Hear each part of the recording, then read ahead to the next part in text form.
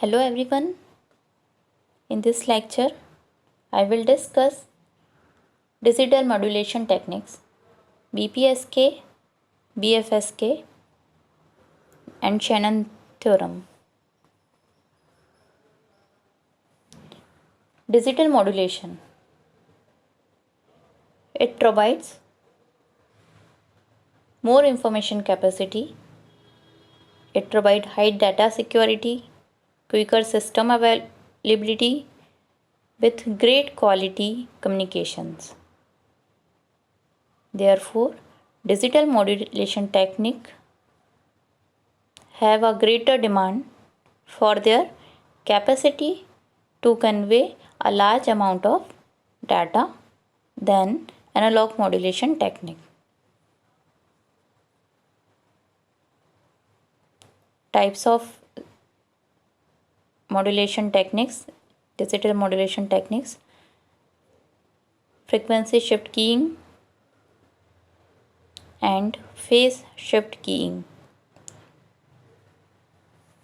There are many more types are there, but we are going to discuss this too.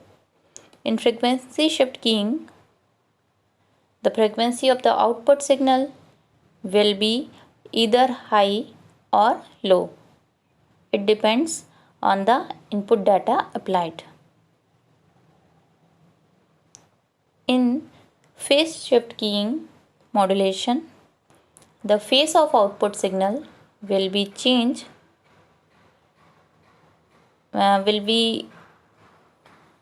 shifted depending upon the input. Let's start frequency shift keying, FSK. FSK is a digital modulation technique in which frequency of the carrier signal varies according to the digital signal changes. First of all, what is modulation? In modulation, हम दो signal पास करते हैं. We have input signal. हमें हमारे input signal को पास करना है तो हम उसको एक कैरियर सिग्नल के साथ ट्रांसमिट करते हैं. तो this input signal along with carrier signal, जो ट्रांसमिशन ये वाला जो प्रोसेस होता है, that is called modulation. Carrier wave के अकॉर्डिंग हम हमारे सिग्नल को सेंड करते हैं. This is modulation. So FSK is a type of digital modulation in which frequency of the carrier signal will be vary according to digital signal changes. जो भी हमारा digital input signal है उसको हम एक कैरियर के साथ अगर सेंड करें तो कैरियर की जो फ्रिक्वेंसी है वो किस तरह से वेरी करेगी. This is FSK modulation. Here in this we have digital input and output will be analog in form, analog continuous value. Output of FSK modulated wave is high in frequency for binary high input, that is 1. ठीक है. जब भी हमारा input high रहेगा उस case में जो FSK modulated wave होगी उसकी फ्रिक्वेंसी होगी हाई. ठीक है. And output of FSK modulated wave is low in frequency for the binary value low, that is 0. Input अगर जो डिजिटल इनपुट है उसकी वैल्यू अगर 0 है तो मॉड्यूलेटेड जो वेव जनरेट हो रही है that will be low in frequency. And high input है अगर तो modulated wave will be high in frequency. This is how a frequency shift keying operates. This is input signal. it's a binary signal, and we transmit here. We have two carrier waves. One is, we can see F1 and F2, two frequencies are there. There are two carrier signal. यहाँ पे हम दो carrier signal लेते हैं, एक की frequency high होती है, दूसरे की फ्रिक्वेंसी लो होती है। तो जब भी हमारा आउटपुट हाई है, 1 है, उस केस में हमारी जो फ्रिक्वेंसी है मॉड्यूलेटेड वेव की, वो क्या है, हाई है। जब हमारा इनपुट 0 है, इस केस में हमारा मॉड्यूलेटेड वेव की फ्रिक्वेंसी लो है। यहाँ पे आप देख सकते हैं टाइम पीरियड बढ़ गया है, मतलब फ्रिक्वेंसी लो है। और फिर से अगेन यहाँ देखें हम, जैसे ही हमारा इनपुट हाई हुआ, फ्रिक्वेंसी फिर से बढ़ गई है। इनपुट लो, फ्रिक्वेंसी लो। तो इस तरह से हम फ्रिक्वेंसी को वेरी कर रहे हैं यहाँ पे। यहाँ पे जब भी हम फ्रिक्वेंसी शिफ्ट कीइंग मॉड्यूलेशन कर रहे हैं तो दो चीज़ें इम्पॉर्टेंट हैं यहाँ पे। दो पॉइंट क्या है हमारे, पहला होता है डिटेक्शन, पहला होता है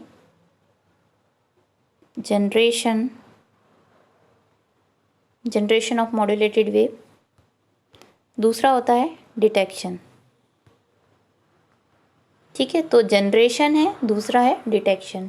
तो जनरेशन में हमें क्या करना है, जनरेशन वाले चीज़ में क्या चीज़ आ रही है, हम मॉड्यूलेशन कर रहे हैं। ठीक है, और डिटेक्शन में हम क्या करेंगे, वापस से डीमॉड्यूलेटर का यूज़ करेंगे, राइट। तो जब भी हम जनरेशन की बात करें तो उस केस में हम एफएस के मॉड्यूलेटर यूज़ कर रहे हैं। तो एफएस के मॉड्यूलेटर का जो ब्लॉक डायग्राम है, इसमें हम क्या क्या यूज़ कर रहे हैं, we are using two oscillator 1 and oscillator 2 with a clock. And यहाँ पे हम क्या ले रहे हैं, इनपुट बाइनरी मैसेज ले रहे हैं। ठीक है, इनपुट बाइनरी सिग्नल हम यहाँ ले रहे हैं, और हमने दो ऑसिलेटर्स यहाँ पे यूज़ किए हैं डिफरेंट फ्रिक्वेंसीज़ के लिए।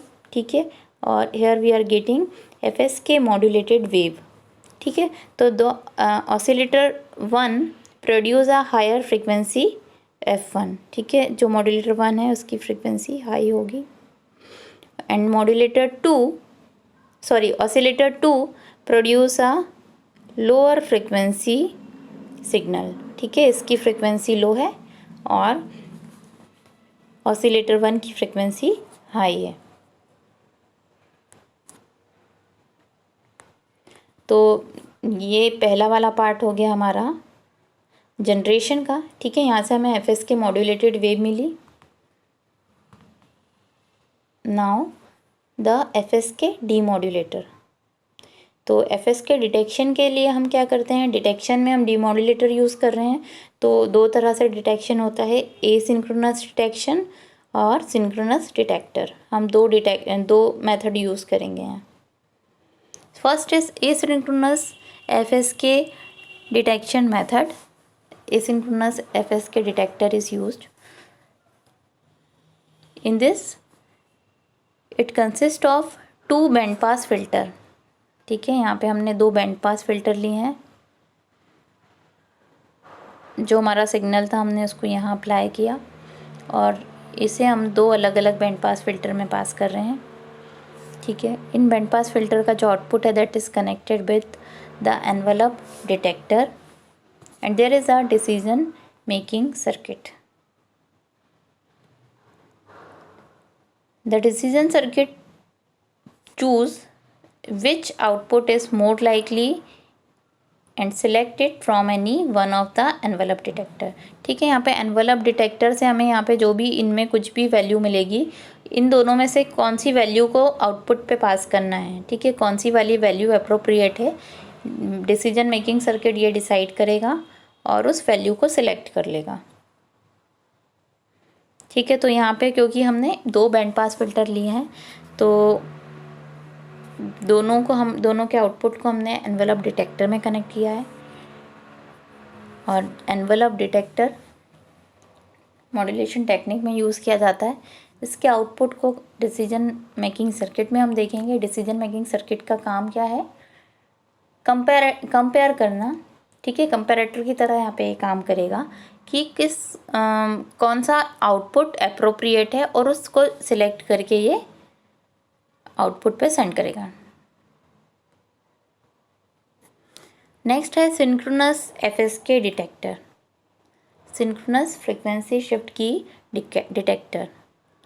इन this it consist of 2 mixer, ठीक है। यहाँ पे 2 मिक्सर यूज़ किए हैं विथ लोकल ऑसिलेटर सर्किट, ठीक है। यहाँ पे लोकल ऑसिलेटर सर्किट हमने यूज़ की है। 2 मिक्सर हम यूज़ कर रहे हैं। 2 बैंड पास फिल्टर हम अगेन यहाँ पे यूज़ करेंगे। Then we are also taking a decision circuit. So the FSK signal input is given to the mixer, ठीक है। एफएसके जो था हमारा उसको हमने अप्लाई कर दिया, एफएसके सिग्नल को हमने अप्लाई किया मिक्सर में, और मिक्सर में विथ लोकल ऑसिलेटर, ठीक है। लोकल ऑसिलेटर के साथ हमने इसको अप्लाई किया and this 2 are connected with the band pass filter, ठीक है। तो ये जो कॉम्बिनेशन है ना, ये वाला, ये कॉम्बिनेशन आपका किसका कॉम्बिनेशन है? डी मॉड्यूलेटर का कॉम्बिनेशन है, ठीक है। मॉड्यूलेशन में हम क्या कर रहे थे? मॉड्यूलेशन में हम कैरियर वेव को सेंड कर रहे थे साथ में, और इसका रिवर्स डी मॉड्यूलेशन में होता है। तो यहाँ पे हम जो ये 2 ब्लॉक्स हैं इनका combination working as demodulator, और इसके आउटपुट को हमने अप्लाई किया हुआ है डिसीजन सर्किट में। Decision circuit will choose the output which is more likely and select it from any one of the detector, ठीक है। यहाँ पे जो भी वो होंगे डिटेक्टर्स के थ्रू जो भी आउटपुट एग्जैक्ट लगेगा इसको, ये उसको सिलेक्ट करेगा।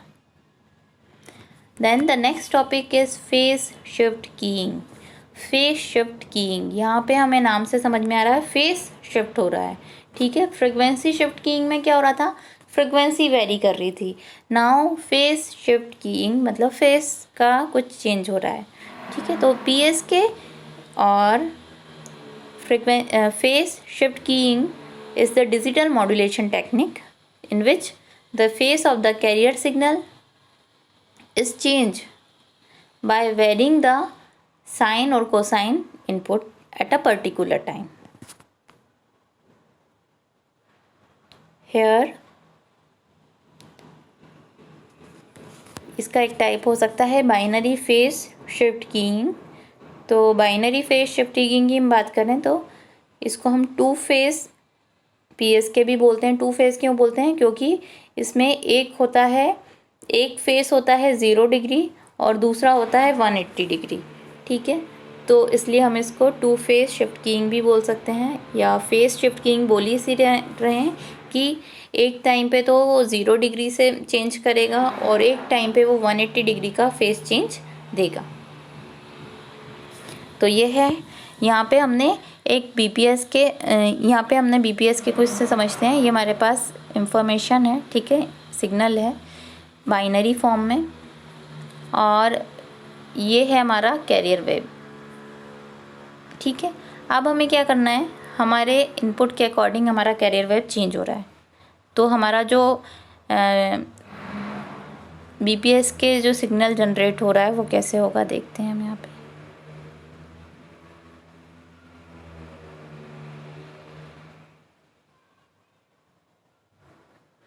देखिए, अब यहाँ पे जब तक हमारा इनपुट हाई है उस केस में हमारा कैरियर, ये हमारी कैरियर वेव है, ठीक है। ये वाली क्या है? कैरियर वेव है। तो ये हमारा इनपुट और ये कैरियर वेव। तो कैरियर वेव क्या होगी? इनपुट के अकॉर्डिंग अपना फेस चेंज करेगी, ठीक है। तो जब तक हमारा इनपुट हाई है तो 0 डिग्री का फेस चेंज है, ठीक है, एज इट इज़ है। और जैसे ही मेरा इनपुट 0 हुआ उस केस में जो कैरियर वेव है उसका फेस चेंज हो गया बाय 180 डिग्री, ठीक है। तो 180 डिग्री का फेस चेंज कर लिया इसने। ये वाले पॉइंट पे फेस चेंज हो रहा है, ठीक है। अगेन जब हमारा इनपुट हाई है यहाँ पे इतने ड्यूरेशन में हमारा जो कैरियर वेव है उसी को ये फॉलो करता जाएगा, ठीक है। तो जैसे ही मेरा करियर ये वाला जो पॉइंट आया तो करियर वेव पूरा एज इट इज़ दिख रहा है। अगेन जब ये 0 आया तो ये फिर से यहाँ पे क्या किया इसने, अपनी वैल्यू को चेंज कर लिया, 180 डिग्री फेस शिफ्ट कर लिया। ठीक है, तो 180 डिग्री का फेस शिफ्ट हो गया। फिर से जब 1 आएगा अगेन 0 डिग्री का फेस शिफ्ट रहेगा, तो कैरियर वेव जो है वो एज इट इज़ रहेगी। तो इस तरह से यहाँ पे बाइनरी इनपुट अगर 1 है तो फेस शिफ्ट 0, बाइनरी इनपुट अगर 0 है तो फेस शिफ्ट 180 डिग्री हो रहा है। बाइनरी फेस शिफ्ट कीइंग में भी हम दो पॉइंट लेके चलेंगे। फर्स्ट है generation and second is detection. ठीक है, जो भी हमारा जो मॉड्यूलेटेड वेव है उसका जनरेशन एंड डिटेक्शन। ठीक है, तो बाइनरी फेस शिफ्ट कीइंग में भी हम क्या कर रहे हैं, एक हमारा इनपुट ले रहे हैं। ठीक है, मॉड्यूलेटर है ये हमारा। ठीक है, तो मल्टीप्लायर में हमने इनपुट लिया और करियर वेव दी हमारी। ठीक है, करियर वेव और इनपुट सिग्नल को मल्टीप्लायर में अप्लाई करके हमें क्या मिल जाएगा, बीपीएस के सिग्नल मिल जाएगा।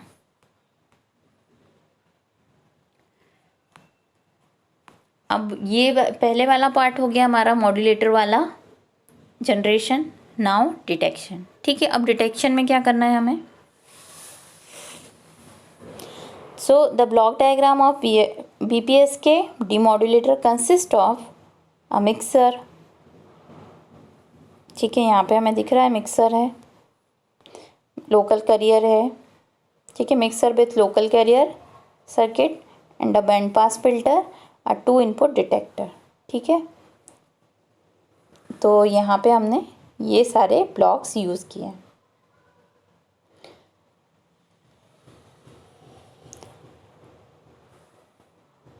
Here by recovering the band limited message signal. ठीक है, बैंड पास फिल्टर है मतलब पर्टिकुलर बैंड को ही पास करेगा, है ना, पर्टिकुलर बैंड है उसी को ट्रांसमिट होने दे रहा है ये, तो ये होता है बैंड पास फिल्टर।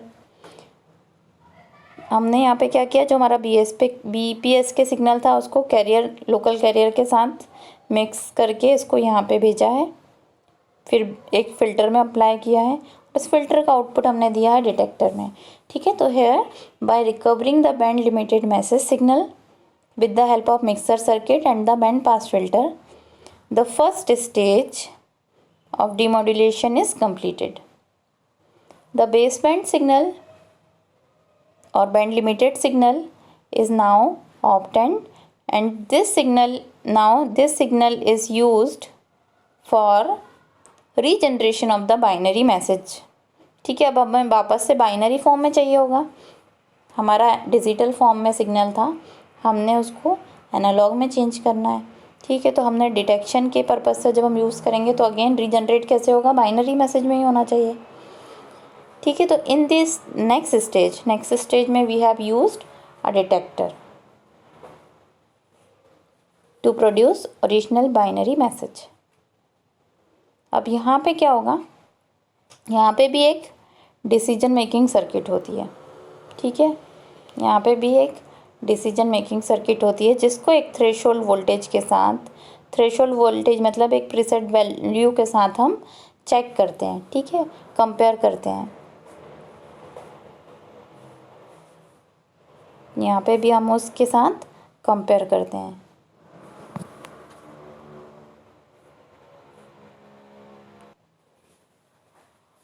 तो अगर वैल्यू एक्सीड कर रही है तो आउटपुट 1 होगा, अदरवाइज आउटपुट 0 होगा। तो ये एक था बीपीएस के जिसमें फेस शिफ्ट हो रहा था।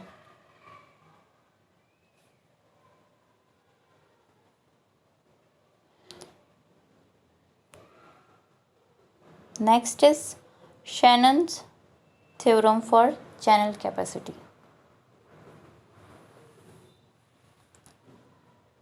This theorem is for capacity of the channel. जिस चैनल के थ्रू सिग्नल ट्रांसमिट हो रहा है उसकी कैपेसिटी को शो करता है। So Shannon Hartley equation relate the maximum capacity of the channel that can be achieved with certain noise characteristics. And bandwidth. मतलब चैनल की कैपेसिटी को किससे रिलेट करना चाह रहा है ये, नॉइस एंड बैंडविड्थ के साथ, ठीक है। तो the Shannon and Hartley theorem states that the channel capacity is given by C is equals to B log 1 plus S by N, where C is the channel capacity, it measure in bit per second, and B is bandwidth of the channel in hertz, and S by N is signal to noise. S is signal, N is noise, signal to noise ratio. S by N should be as high as possible, मतलब signal की value ज़्यादा और noise की value as low as possible होना चाहिए, ठीक है। तो S बाय N जो रेशो है it should be as high as possible for better communication.